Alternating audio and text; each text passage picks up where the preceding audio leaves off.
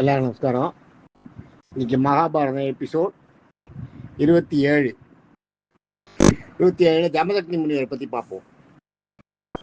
ஜமதக்னி முனிவர் காதி சத்தியவதி சொன்னேன் இல்லையா, அவர் விஸ்வாமித்திரனோட அண்ணா. காதி சத்தியவதின்ற அந்த அவ பேருக்கு பிறந்தவர். சத்தியவதின்ற பொண்ணு, அந்த அந்த காதியோட பொண்ணு அவ. அவளுக்கு பிறந்தது, அவன் அம்மாவுக்கு பிறந்தவர் தான் விஸ்வாமித்திரர். ஆனாலும் இவர் பெரியவர், இவர் முன்னாடி பிறந்தவர். அப்புறம்தான் அந்த அவன் அம்மாவுக்கு பிறக்கிறது குழந்தை. விஸ்வாமித்திரர் சின்னவர். அந்த அந்த இவர் ஜமதக்னி முனிவர் மகா திறமசாலி. அவர் நெருப்புல இருந்துட்டு 4 வேதங்களை படிச்சாராம். நெருப்புல நின்றுட்டு, அது எவ்வளவு பெரிய விஷயம். அது நெருப்புல ஒரு காலில் நின்றுட்டு 4 வேதங்களையும் படிச்சாராம். 4 வேதங்களை படித்தவர் ஜமதக்னி முனிவர். ஜமதக்னி முனிவர் பெரிய அந்த முனிவர்கள்லயே அவர் வசதியானவர். ஜமதக்னி முனிவர் இவர் ரேணுகாதேவின்னு, ரேணுன்னு ஒரு ராஜா, ரேணுன்னு ஒரு பெரிய ராஜா. அவனுக்கு குழந்தையே கிடையாது, குழந்தையே இல்லாத கஷ்டப்பட்டு இருக்கான். ரொம்ப பிரம்மாவை நோக்கி தவம் இருக்கான், குழந்தை வேணும்னு. ரொம்ப நாள் தவம் இருந்து என்னென்னோ பண்ணி பார்க்குறான், ஒன்றும் நடக்கல. கடைசியில் பிரம்மாவை நோக்கி தவம் இருக்கான். தவம் இருக்கும்போது பிரம்மா என்ன சொல்றாரு, நீ 4 வருஷம் நீ புத்திரகாமேஷ்டி யாகம் பண்ணு, அதில் உனக்கு குழந்தை பிறக்கும்னு சொல்றாரு. சரின்ட்டு அந்த ரேணு ராஜா என்ன பண்றான், புத்திரகாமேஷ்டி யாகம் பண்றான். புத்திரகாமேஷ்டி யாகம் 4 வருஷம் பண்றான், விடாத பண்றான், தப்பு இல்லாத பண்றான். அவன் பண்ணின உடனே அங்கேருந்து அந்த நெருப்புலேயே ஒரு பெண்ணு யுவதியாவே, அப்படியே சின்ன குழந்தையே கிடையாது, பெரிய லேடியாவே பிறப்பா. ஒரு பொண்ணு வருவா அதுலேருந்து. அவள் தான் ரேணுகாதேவி. ரேணுகாதேவி சாதாரண ஆள் இல்லை. அவள் ஆக்சுவலாக பாஞ்சாலி மாதிரி நெருப்புலேருந்து உற்பத்தி ஆகி வந்தவன். அதனால அவளை அவள் வரா. அவளை வச்சுட்டு அவள் பெரிய பொண்ணா இருக்கு இல்லையா, அவளுக்கு மாப்பிள்ளை தேடிட்டு இருக்காரு. அவளுக்கு மாப்பிள்ளை என்ன, அவளோட ரேங்குக்கு ஏற்ற மாதிரி தானே மாப்பிள்ளை தேடணும். ரொம்ப கஷ்டப்பட்டு தேடுறான், எங்கே பார்த்தாலும் தேடுறான், எங்கேயும் கிடைக்கல. கடைசியில் ஜமதக்னி முனிவரோட அவருடைய அந்த இதையெல்லாம் கேட்குறா, எவ்வளோ பெரிய முனிவர் அவர், என்ன இதுன்னா. அவர் இது மாதிரி 4 வேதங்களையும் நெருப்பில் நின்று படித்தவன் தெரிஞ்ச உடனே அந்த தகுதி தெரிஞ்சது. அந்த காலத்தில் ராஜாக்கள்லாம் அதான் பண்ணுவான். இப்போ அந்த பிள்ளையோட தகுதி என்னன்றதை பார்ப்பா, மாப்பிள்ளையோட தகுதி என்னன்றதை பார்ப்பா. அந்த மாதிரி பார்த்தப்ப இவர் ஜமதக்னி முனிவர் ஃபிட்டானவராக தெரிஞ்சது அவருக்கு. அவரை கல்யாணம் பண்ணிடலாம். இப்போ 2 பேரும் ஒத்துமையாக தான் இருக்கா. இவர் தினம் அந்த பூஜை பண்ணும்போது, ஜமதக்னி முனிவர் தினமும் பூஜை பண்ணும்போது காத்தால விடிய காத்தால 4 மணிக்கு எழுந்து ரேணுகாதேவி அங்கே போய் அங்கே ஒரு இது இருக்கு, ஆற்று நீர், இது மலப்பிரபான்னு ஒரு ரிவர், மலப்பிரபான்ற ஒரு ஆறு. அந்த ஆற்றுல போய் தண்ணி எடுத்துகிட்டு கொடுக்கணும் இவருக்கு. இவரை ஜமதக்னி முனிவர் இருக்கிற இடம், அந்த ஆசிரமத்துக்கு தண்ணி எடுத்துகிட்டு வரணும். தினம் 4 மணிக்கு போய் அந்த மலப்பிரபா ஆற்றை வேண்டுவா, நீ எங்கள் இடுப்பில் குடமா வரணும், அதில் நீ சேரணும், என் இடுப்பில் நீ சேரணுவா. உடனே அந்த அது ஆகும், அது இடுப்பில் குடமா சேரும். உடனே தலையில் தூக்கத்துக்கு பாப்பா, தலையில் தூக்கத்துக்கு பிரியனை இருக்காது. அங்கே இருக்கிற பாம்புகள் ஒன்று போட்டி போடும். நான் பாம்பா, நான் உனக்கு தலையணையா வரேன், நான் வரேன்னு எல்லா பாம்பும் போட்டி போடும். பாம்பு அந்த பிரியனை தலையில் வச்சுட்டு வருவா தெரியுமா உங்களுக்கு, அதை சுற்றி சிம்மாடு மாதிரி. அது மாதிரி வரத்துக்கு ஒவ்வொரு பாம்பும் துடிக்குமா, நான் வரேன்னுமா. அப்போ அவளோட பெருமை என்னன்றதை பார்த்துக்கோ. அவளுக்கு அந்த பாம்புகளுக்கு அது ஒரு பெருமை. அது அவளுக்கு ரேணுகாதேவிக்கு சிம்மாடா போனா அது ஒரு பெருமை. எல்லா பாம்பும் போட்டி போடுமா. அந்த அவ்வளவு அவளுடைய இது. அந்த மாதிரி அவள் தலையில சிம்மாடை பாம்பு, அந்த ஆற்றுல ஓடுற, அந்த மலப்பிரபா ஆற்றுல ஓடுற பாம்பையே சிம்மாடை ஆக்கி தலையில வச்சுட்டு, அது மேலே அந்த பச்சை மண்ணில் தானே உருவான அந்த குடத்துல ஜலம் எடுத்துட்டு அவர் கொடுப்பாள. தினம் இது நடக்கிறது, தினம் எவ்வளோ காலமாக நடந்துட்டு இருக்கு. இது மாதிரி ஒரு நாள் அங்கே இவாளுக்கு இது மாதிரி நடந்துருக்கும் போது இவாளுக்கு 5 குழந்தைகள் பிறக்கிறது. இவரோட இவருக்கு 5 பிள்ளைகள். யமதக்னி ரேணுகாதேவிக்கு 5 பிள்ளைகள். விசுன்னு ஒன்று, விஸ்வாவசுன்னு ஒன்று, பிரகத்பானுன்னு ஒன்று, பிரகத்வான்னு ஒன்று, ராமபத்திரன் ஒன்று. ராமபத்திரன் தான் பரசுராமர். நம்ம பார்த்தோம். வசு, விஸ்வாவசு, பிரகத்பானு, பிரகத்வானு 4 பேர், மீதி 4 பேர். இவன் அந்த குழந்தைகள் இருக்கு. இவன் அதே மாதிரி ஒரு நாள் ஜமதக்னி முனிவருக்கு அந்த ஜலம் எடுக்கிறதுக்கு போறா. போய் ஆற்றுல போய் ஜலம் அந்த அதை பார்க்குறா, ஜலத்தை உருவத்துக்கு எடுக்கிறதுக்காக இப்படி பார்க்குறா. அந்த ஆற்று நிழல், அந்த பௌர்ணமி நிலவில் உங்களுக்கு வந்து உள்ள நிழல் தெரியும் ஆற்றுல. மேலே ஒரு பறவை பறந்ததுன்னா அப்படியே தெரியும் அது உள்ள. அந்த மாதிரி இதில் மேலே ஒரு கந்தர்வன் போயிட்டு இருக்கிறத இவ பார்த்துடுறான். பார்த்துட்டு இருக்கும்போது அந்த கந்தர்வன்னா அவன் சாதாரண ஆள் இல்லை, பெரிய அழகன். அவனை பார்த்த உடனே இவளுக்கு ஆஹா என்ன ஒரு அழகு. ஒரு நிமிஷம், ஒரு செகண்ட் அப்படி மனசை பறி கொடுத்துட்றா. மனசை பறி கொடுத்தாருன்னா நினைக்கிறான் அவனை, அவ்வளோதான். அதுக்கப்புறம் அவன் போயிடுறான், இவ்வளோ வந்துடுறா. இவன் வந்து இந்த சிம்மாடாக்க இது குடத்தை வர சொல்லுவா, குடம் வராது. இவளோட அந்த பதிவிருத்த அந்த போயிடுத்துன்னு குடம் மாறாது, மண்ணு குடமாக வராது. அதே மாதிரி பாம்பு தேடுவா, பிரியணைக்கு ஒரு பாம்பு கூட நீ கிடைக்காது, எதுவுமே கிடைக்காது, எல்லாம் ஓடும். இவளை கண்டபடி பயந்துட்டு ஓடும். ஆஹா நம்மளுக்கு என்னமோ தப்பாயிடுச்சு, நம்ம தப்பு பண்ணிட்டோம், இந்த இவன் கந்தர்வன் நினைச்சது தப்பு அப்படின்னு நினைச்சுட்டு என்ன பண்ணிடுறா, அப்படியே மயங்கி போய் அங்கேயே உட்காந்துடுறா. வெகு நேரம் ஆகி வரலன்னு ஒன்று ஜமதக்னி முனிவர் என்ன பண்றார், தன்னோட ஞான திருஷ்டியில பார்க்குறாரு. ஓ இது மாதிரி நடந்துக்கிறது அவளுக்கு தெரிஞ்சு போகிறது. அவருக்கு தெரிஞ்ச உடனே அவர் வந்து ஒரு ஆக்சுவலாக ராஜா இவளுக்கு பிறந்தவர் தானே. அவர் வந்து ஒரு அந்த ராஜாவா இருந்தவர் தானே, அரசாட்டத்துக்கு ராஜாவா பிறந்தவர் தானே அவர். ராஜாவா இருந்த உடனே அவருக்கு வந்து தன்னாலேயே அந்த வெறி வந்துடுது. அந்த அதாவது ராஜாவா பிறக்க வேண்டியவர் ராஜாவா பிறக்கல. சத்தியவதி அந்த பொண்ணுக்கு இந்த ரிஷிக முனிவருக்கு பிள்ளையா பிறந்துட்டதுனால அவர் இதுவாயிட்டார். இருந்தாலும் அவர் ராஜாவா அந்த பிண்டம் அவருக்காக கொடுத்த பிண்டம் பிரம்மா இவர் கொடுத்தாரு, ரிஷிக முனிவர் 2 பிண்டம் கொடுத்தாரு. அதில் ராஜா ஆகிறதுக்கு தகுதியான அந்த இதை ஜபம் பண்ணி கொடுத்த பிண்டம், அதில் பிறந்தவர் அவர் ஜமதக்னி முனிவர். அதில் பிறந்தவர்.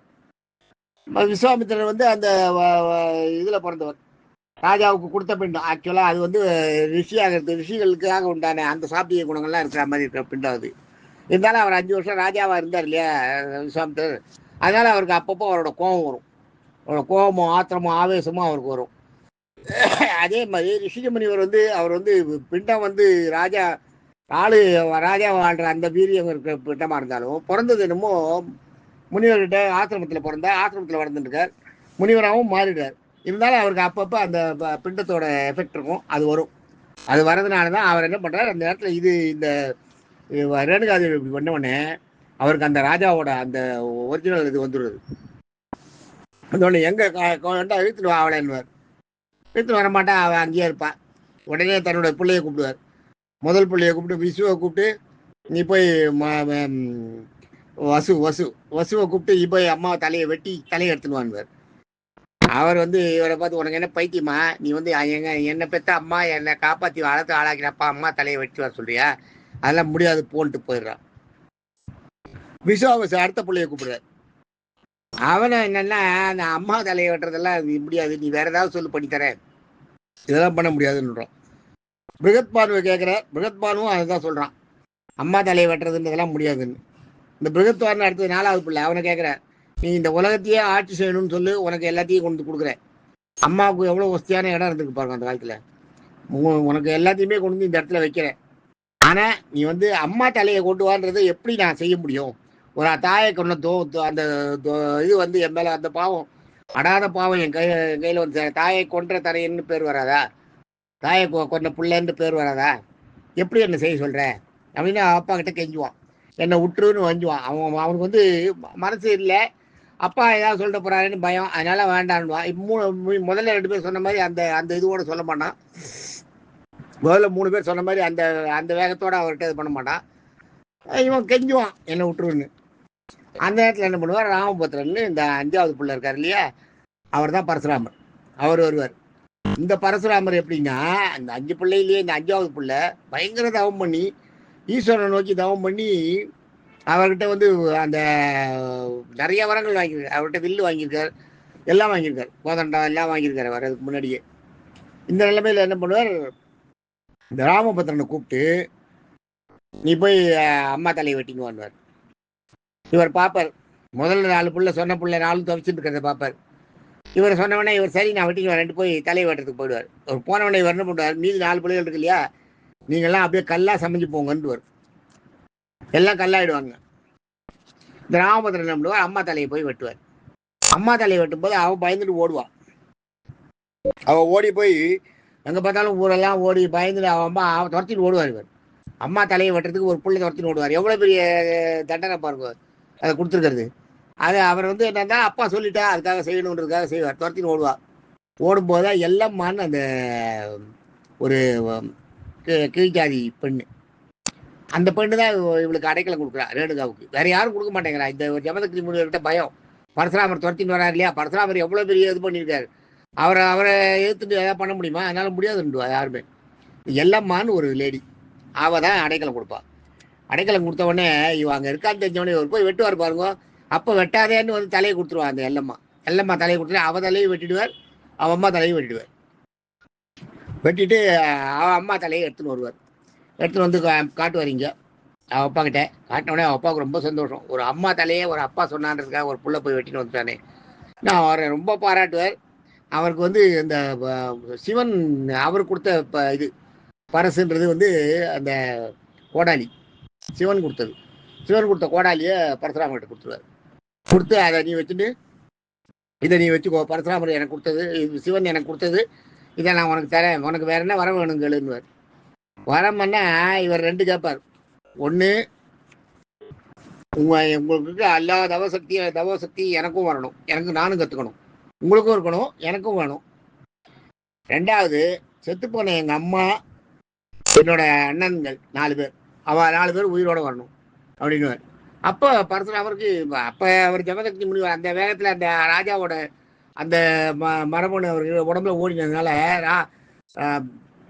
ராஜரிஷியா அந்த நேரத்தில் அவர் ஆக்ட் பண்ணதுனால என்ன ஆகிடுறது, அந்த தண்டனையை கொடுத்துருவார். ஆனால் பரசுராமர் உண்மையாகவே ரேணுகாதேவி தலையை வெட்டின்னு வந்துட்ட உடனே இவருக்கு வந்து துடிக்கும் உள்ள, நான் பண்ணது தப்பு, என்னோட அம்மாவை நம்ம கொல்லலாமா, நம்ம வந்து ஒரு மனைவியை கொண்டுட்டு நம்ம வந்து நமக்கெல்லாம் ஒரு ரிஷின்னு ஒரு கேடா அப்படின்னு நினைப்பார். இந்த மனைவியை கொள்றவங்க ரிஷியா இருக்க முடியுமா? ஒரு முனிவர்னா எல்லாத்தையும் தாங்கிக்கணும், சைப்புத்தன்மை, அதெல்லாம் அப்புறம் தோணும் அவருக்கு. ஆனால் அந்த நிமிஷம் அவருக்கு தோணிடும். இவர் தலையை கொண்ட உடனே இவருக்கு என்ன பண்ணுவார், அந்த தலையை பார்த்த உடனே அந்த தலையை உயிரோடு அந்த தலையில் உயிர் இருக்கும், கெஞ்சும், என்னை ஏற்றுக்குங்க, நான் தெரியாத பண்ணிட்டேன் அப்படின்னு. உடனே என்ன பண்ணுவார், அந்த தலையை அவர் என்ன பண்ணுவார், ஒரு ஜாபம் பண்ணி ஒரு தீர்த்தம் கொடுத்து, இந்த தீர்த்தத்தை கொண்டு போய் உங்கள் அம்மா தலையை, உங்கள் அம்மாவோட உடம்போட தலையை தெளித்து அம்மா தலையை பொறுத்து உயிராயிடுவா, வந்துடுவான்னு சொல்லுவார். இவர் அதே மாதிரி பண்ணுறார். அதே மாதிரி கொண்டு போய் பண்ணுறதுக்கு போகும்போது அங்கே அந்த பொண்ணு ஆவேசத்தில் இவருக்கு வந்து அந்த ஆனந்தத்தில், அம்மா உயிரோடு வர போகிற ஆனந்தத்தில் தவறுதல அம்மாவோட தலையை அந்த எல்லம்மா தலையை வச்சுருவார். எல்லம்மா தலையை வச்சோடனே அந்த தலையை இதுவாடும், தலையை அதில் ஒட்டின்றோம், ஒன்றுமே புரியாது. இப்போ இந்த அந்த இவளோட தலை இருக்கு இல்லையா, நிஜமாவே அந்த செத்து போனல எல்லம்மா, அவளோட தலையை எடுத்து ரேணுகாதேவி தலையில் வச்சுருவார், உடம்புல வச்சுருவார், ஒட்டின்றோம். இது வந்த உடனே இவர் வந்து என்ன பண்ணுவார், எனக்கு வந்து உடம்பு தான் முக்கியம் என்னன்ட்டு அந்த எல்லம்மாவை கையில் வச்சுருவார். இவன் எல்லம்மா உடம்பு இருக்கிற அந்த தலையை, ரேணுகாதேவி தலை இருக்கிற இதை வந்து அவர் கூட வச்சுருவார். அடுத்தது வந்து அந்த எல்லம்மா உடம்பும் அந்த இது ரேணுகாதேவி உடம்பும் அந்த எல்லம்மா தலையும் சேர்ந்துருக்கு இல்லையா, அதுதான் இன்றைக்கும் எங்கே பார்த்தாலும் பார்த்தீங்கன்னா ஊரெல்லாம் பார்த்தீங்கன்னா பிடாரின்னு இருக்கு பாருங்க, காளி காளி காளி பிடாரின்றாலே. அதான் இன்றைக்கி வந்து இதில் கர்நாடகாவில் பார்த்தீங்கன்னா அது ஜோகா பெடோடுன்னு ஒரு இதுவே பண்ணுவாள். பெரிய வருஷம் அது ஒரு இது பண்ணுவாள். அவள் தலையை ஒட்டி அவளை காவலுக்கு போட்டதுனால ஊர்காவலாக போயிடுறா அவள் அதுலேருந்து. அதே மாதிரி பார்த்தீங்கன்னா எல்லம்மா ஜோடுன்னு தெலுங்கில் பண்ணுவாள். அது எனக்கு நானே பார்த்துருக்கேன், எனக்கு தெரியும். எல்லம்மா ஜோடுன்னு பேர் இருக்கு, அதை பண்ணுவாள். அது மாதிரி வந்து இதில் கன்னடத்தில் வந்து ஜோகா பெடோடுன்னு பண்ணுவாள். அந்த இதெல்லாம் அந்த ஜோகா பெடோடுன்னு நினைக்கிறேன், அந்த இதெல்லாம் பண்ணுவாள். இன்றைக்கே வந்து அவங்களுக்கு அந்த மாதிரி ஒரு இது உண்டு. அதுக்கப்புறம் தான் உங்களுக்கு தெரியும், உங்களுக்கு முதலே சொல்லியிருக்கேன்னு நினைக்கிறேன், அந்த ஜமதக்னி முனிவரை வந்து கார்த்தவீரியார்ஜுனன் கொண்டு விடுறது. கார்த்தவீரியார்ஜுனனை போய் பரசுராமர் சொல்கிறார். பரசுராமர் அவனை காலி பண்ணிட்டு அப்போ அவர் சபதம் எடுக்கிறார். பரசுராமர் வந்து சிரஞ்சீவி பட்டம் வாங்கினவர், ஞாபகம் வச்சுக்கணும். ஈஸ்வரனை எதிர்த்து போரிட்டவர். ஈஸ்வரனை எதிர்த்து 21 வருஷம் சண்டை போட்டாராம் பரமசிவனை எதிர்த்து. பரமசிவன் வந்து இவரோட இதை சோதிக்கிறதுக்காக, இவரோட வீரத்தை சோதிக்கிறதுக்காக வந்து எப்படி அர்ஜுனன்கிட்ட சண்டை போட்டாரோ அதே மாதிரி இவங்ககிட்டையும் போடுறார், பரசுராமர்கிட்ட போடுறார். பரசுராமர்கிட்ட போட்டு 21 வருஷம் சளைக்காமல் பரசுராமர் சண்டை போடுறார். கடைசியில் என்ன பண்ணுறாரு, ஈஸ்வரன் வந்து அவரோட சூலத்தை விட்டுறாரு பரசுராமர் மேலே. அந்த சூரத்தை விடும்போது இவர் என்ன பண்ணுவார், பதிலுக்கு கையில் அவரோட கோடாலி பரசுராமர் ஜமதக்னி கொடுத்த கோடாலியை கொடுத்துருக்காரு இல்லையா, அந்த கோடாலியை விடுவார். அந்த கோடாலி தான் போய் பரமசிவன் நெத்தியில குத்திடும். இந்த இந்த இது வந்து இவரோட கழுத்துக்கிட்ட வந்து அப்படியே நின்றுடும். அந்த தீசூலம் வரும்போது இவர் கையெடுத்து சேவிப்பார். ஈஸ்வரன் இவர் வந்து வைஷ்ணவன். ஆக்சுவலாக வைஷ்ணவனாக இருந்தால் கூட சிவபக்தி ஜாஸ்தி, சிவனை தான் நிறையா சேவிப்பார். சிவனை சேவிச்சுட்டு அவருக்கு அதை இது பண்ணிடுறார். சிவனை நினச்சிட்டு அப்படியே அந்த திருசூலத்தை சேவிக்கிறார். திருசூலம் கழுத்துக்கிட்ட வந்து நின்றுடும். ஆனால் இவர் எரிஞ்ச பரசு பரமசிவனோட நெத்தியில் போய் அந்த இடத்துல வச்சு ஒரு பாலமா, அதுதான் இன்னைக்கு பரமசிவன் எனக்கு நெற்றி கட்டுக்கிறது பரசுராமர் பண்ண உபயம் தான் அது. அந்த இடத்துல ஒரு கண்ணா வர வச்சிருவார். அந்த மாதிரி அவர் இதுவாகிடுறார். பரமசிவன் இவருக்கு இது பண்ணுறார். அதுக்கப்புறம் தான் இவர் அந்த அப்பாவை வந்து ஜமதக்னி கொண்டுறாரு இல்லையா, சபலைன்ற அதெல்லாம் சொல்லிட்டேன்னு நினைக்கிறேன். சபலைன்ற ஒரு பசுவை காமதேவனோட பிள்ளைய வந்து இந்த காத்த வீதியாச்சவனுக்கு எல்லாம் அவளுக்கு சர்வீஸ் பண்ணுறதுக்கு அனுப்ப அவர் வந்து அதை வேணும்னு கேட்குறான். எனக்கு வேணும்னு கேட்டு தூக்கின்னு போயிடறான். ஜமதக்னி முனிவர் இல்லாதப்ப அவரை ஃபோர்ஸ் பண்ணி தூக்கின்னு போயிடறான். தூக்கின்னு போனால் அது தெரிஞ்ச உடனே பரசுராமர் போய் அவன் தலையை வெட்டிட்டு அந்த இதை கொடுத்துருவார். அந்த பசுவை கொண்டு கட்டிடுறாரு வீட்டில் கட்டினோடனே அப்பா செத்து போன அந்த ஆத்திரம் இருக்கு இல்லையா, அந்த காத்த வீரியார்ஜுனோட பிள்ளைகள் 3 பேர். அவள் பேர் ஒன்று சூரசேனன், விக்ரமசேனன், ஒன்று என்னமோ பீமசேனா பீமார்த்தி சேனனா என்னமோ ஒன்று. அவள் 3 பேர் வந்து என்ன பண்ணிடுறா, ராத்திரி இவர் தூங்கும்போது ஜமதக்னி வெட்டிட்டு மறுபடியும் அந்த பசுவை எடுத்துன்னு பார்க்குறான். பசுவை எடுத்துட்டு போகல, பசுவை அவளால் சீட்டவே முடியல. பசுவை அது சீரிடுறது. முதல் தடவை வந்து ஜமதக்னி முனிவர் ஆணைக்காக வெயிட் பண்ணியிருந்தது. ஜமதக்னி முனிவர் உனக்கு எங்கே பிடிச்சிக்கோ அங்கே இருந்தோடனே அவளையெல்லாம் கொண்டுட்டு வந்துடுறது. அதுக்கு அடுத்த தடவை வந்து பசுவையே கிட்ட வரல. தன்னோட அப்பாவை கொண்டாந்து அதே ஆத்திரம் மட்டும் தான் இவங்களுக்கு இருந்தது. அதையால் அவரை கொண்டு விடுறாங்க. அவரை கொண்டுட்டு போயிடுறாங்க. போன உடனே இவர் என்ன பண்ணுறார், அப்பா இது மாதிரி இருக்காருன்றத ரேணுகாதேவி கத்துவா, உங்கள் அப்பா அது மாதிரி ஆகிட்டா இருப்பாரா, வந்து பாரு அப்படின்னு. ரேணுகாதேவி தான் உயிரோட வந்து மறுபடியும் அவர் கூட சேர்ந்துடுறாள். அவர் வச்சுக்கிறார். மறுபடியும் அவர் எனக்கு இருந்தால் போகிறோம், ரேணுகாதேவி இருந்தால் போகிறோம், நான் அவளை கொல்ல சொன்னது தப்புன்றதை ஒத்துக்கிறாரு ஜமதக்னி. அப்புறம் என்ன பண்ணுறார், அவர் வந்து பரசுராமரை கூப்பிட்டு காமிப்பார். பரசுராமரை பார்த்த உடனே பரசுராமருக்கு அப்பா தலை துண்டாயிடுச்சுன்னு அவரால் பொறுக்கவே முடியாது. போய் அவங்கள தும்சம் பண்ணிட்டு அவங்க வழி வம்சம் பூண்டோட அப்படியே 21 தலைமுறைக்கு ஒழிச்சாருன்னா பார்த்துக்கோங்க. 21. அதனால்தான் பரசுராமர் வந்து சத்திரியன் ராஜாக்களை கண்டா ஒழிப்பேன்னு ஆணை கட்டுறார். 21 தலைமுறைக்கு ராஜாக்களை ஒழிப்பேன்னு அங்கே சபதம் எடுத்துட்டு வந்துட்டு அதுக்கப்புறம் அவன் அப்பா வந்து ஈஸ்வரன்கிட்ட பிரார்த்தனை பண்ணி பரமசிவன்கிட்ட தவம் இருந்து கேட்டு அப்பா உயிர்ப்பிச்சிடுறார். ஜமதக்னியை உயிர்ப்பிச்சதா. ஜமதக்னி அப்புறம் அவர் ஜமதக்னி இருந்தார். அப்புறம் கடைசியில் காட்டில் அப்படியே எங்கேயோ போய் இந்த இமயமலை சைடில் போயிட்டு எங்கேயோ தவம் இருந்து அவர் அப்படியே இதுவார் காலமாயிடு. முனிவர்கள்லாம் செத்து போகும்போது பாருங்க, எங்கே செத்தா யாருன்னே தெரியாது, எப்படி முடிஞ்சானே தெரியாது. சமாதின்னு வேணா இவ சொல்லுவாளே ஒழிய ஒருத்தராக அதை பார்த்த வேலை இருக்காது. இந்த பறவைகள் மாதிரி, பறவைகள் அப்படிதான். பறவைகள் எங்கேயாவது இப்போ செத்துருக்கிறத நீங்கள் பார்த்துருக்கீங்களா? பறவைகள் காக்கா எல்லாம் அடிபட்டு வேணா வந்து பார்த்துக்கலாம். காக்கா தானாக செத்ததை எங்கேயாவது பார்த்துருக்கீங்களா? பார்க்க முடியாது. பறவைகள் அந்த மாதிரி தனக்கு ஆயுட்காலம் முடியறதுன்னா தனிமையில் போயிடும். தனியாக போய் எங்கேயாவது உட்காந்துட்டு தானே தன்னுடைய சிறைகளை ஒன்று ஒன்றா பிச்சு கீழே போடுமா. தன்னுடைய சிறைகளை எல்லாம் பிச்சு போட்டு அங்கேயே இருக்கும், அப்படியே செத்து போயிடும். அப்படி சாகாத அப்படியே இருந்ததுன்னா அந்த சிறைகள் வளருமா. மறுபடியும் வேற சிறைகள் வளர்ந்துட்டா இன்னொரு ஆயுசு அதுக்கு உண்டாம். பறவைகளுக்கு இன்னொரு ஆயுசு, அது எவ்வளோ நாள் பிறந்து இருந்ததோ அவ்வளோ ஆயுசுக்கு அந்த சிறைகள்லாம் முளைச்சி பதாச்சுன்னா ரெக்கையெல்லாம் நல்லா பறக்க ஆரம்பிக்கும். அதுக்கு முன்னாடி ரெக்கையெல்லாம் அந்த ரெக்கையில எல்லாம் கேப் ஃபார்ம் ஆகிடும். கேப் ஃபார்ம் ஆச்சுன்னா அது வழியாக காற்று போகும், பறக்க முடியாது. அதில் ரெக்கையை வந்து டைட்டாக அந்த நெருங்க வச்சு பிடிக்க முடியாது. அதில் வளன்னு பிடிச்சி அதில் காற்று உள்ளே போயிட்டு அது பறக்க முடியாத போயிடும். அதான் பறவைகள் மாதிரி இவரும் இங்கே போய் போயிட்டு காலமாயிடுறார். ஜமதக்னி முடிஞ்சிடுது. அடுத்தது நாளைக்கு மறுபடியும் நம்ம மீதி கதையை பார்ப்போம். தேங்க்யூ.